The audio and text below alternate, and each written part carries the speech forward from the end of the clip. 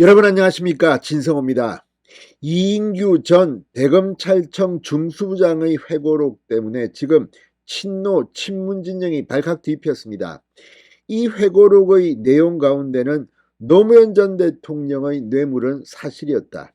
그리고 노무현 전 대통령은 이 피아제 시계와 관련해서 창피하니까 이거는 빼자고 말했다. 또 문재인 전 대통령은 노무현 전 대통령의 변호인이었는데 무능했다. 아무튼 굉장히 충격적인 내용들입니다. 특히 이 문재인 전 대통령은 노무현 전 대통령의 죽음을 자신의 대권 가도에 이용했다는 그런 해석까지 들어가 있습니다. 이 책이 나온 뒤 친노, 친문, 그 진영이 보여주고 있는 반응은 사실은 조금 실망스럽습니다. 자, 지금 이 책의 문제는 진실과 사실이 뭐냐는 겁니다. 지금 노무현 재단 그리고 이 문재인 노무현 시대의 정치인들은 반박하고 있습니다. 그런데 무엇보다도 사실관계에 대해서 이인규 전 중수부장은 자신을 보입니다. 특히 노무현 재단이 노무현 전 대통령은 재임 중에는 피아제 시계 2억 원 상당이라는 그 커플 시계의 존재를 몰랐다, 이렇게 주장한 데 대해서는 법률적으로 이건 내가 반박할 수 있다. 자, 지금 수사 기록이 있습니다. 영구 보존된 수사 기록, 만약에 수사를 하게 되면 공개를 할 수가 있습니다.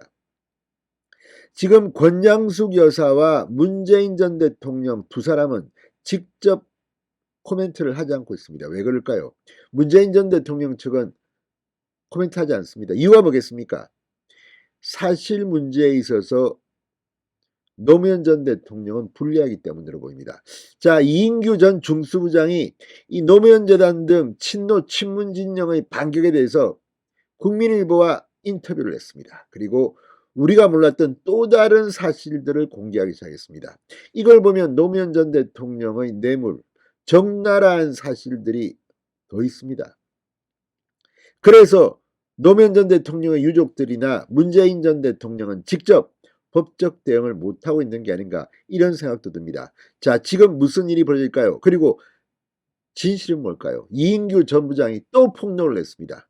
이 말을 들으면 노무현 전 대통령 측은 이제 이인규 전 중수부장을 어떻게 하지 못할 것 같습니다. 진성호의 직설 시작합니다. 자, 이인규 전 대검 중앙수사부장이 노무현 재단 등 노 전 대통령 측이 자신의 회고록을 일방적 주장이다, 2차 가해다, 이렇게 반발한 데 대해서 그렇다면 고소를 해 법정에서 수사 기록을 공개하도록 하자고 맞받아쳤습니다. 국민일보에 따르면 이인규 전 부장은 국민일보와의 인터뷰에서 노무현 재단 등이 2차 가해라고 주장하는 데 대해서 저는 그분들이 그런 말씀을 할 수는 있다고 이해한다. 지금까지 너무 많은 허위사실이 돌아다녔기 때문에 그걸 바로잡은 것뿐이라고 말했습니다. 책은 고소도 각오하고 썼다. 제가 거짓말을 한 것이라면 법정에서 수사 기록을 공개할 수밖에 없지 않겠느냐. 검사가 작성한 것도 안 믿는다면 뭘 어떻게 하겠느냐. 그러면서 중요한 발언을 합니다. 영구 보존된 기록은 훨씬 더 구체적이고 적나라하다. 책으로 성에 안 차면 수사 기록을 공개하는 길밖에 없다. 중수부 수사 당시 메모해뒀던 보고 내용을 중심으로 책을 작성했다고 했습니다. 그러니까 실제 수사 기록, 영구 보존된 그 기록은 훨씬 더 적나라하다는 겁니다. 특히 재단이 문제의 피아제 시계에 대해서 노무현 대통령이 받았다는 시계는 박연차 회장이 회갑 선물로 친척에게 맡겼고, 그 친척이 노무현 대통령이 퇴임한 후 권양숙 여사에게 전달했으며, 노무현 대통령은 검찰 수사 과정에서야 시계의 존재를 알고 폐기했다, 이렇게 주장한 데 대해서 박연차 회장과 이 노무현 전 대통령의 친형 권평씨의 진술로 반박했습니다. 이인규 전 부장에 따르면 박연차 전 회장은 이 노 씨가 2006년 9월 27일 노 전 대통령 회갑 기념 가족 모임에 참석해 피아제 남녀시계 한 세트를 전달했다. 이게 2006년 9월 27일입니다. 노 전 대통령 부부가 감사 인사를 전했다고 진술했다. 그런 시계 전달 후인 2007년 봄 노무현 전 대통령 부부와 청와대 만찬을 했고, 노무현 전 대통령이 마치 시계를 찬 것처럼 왼손을 들고 박 회장 시계가 번쩍거리고 광채가 난다. 좋은 시계다라고 말했다고 진술하기도 했습니다. 박연차의 진술입니다.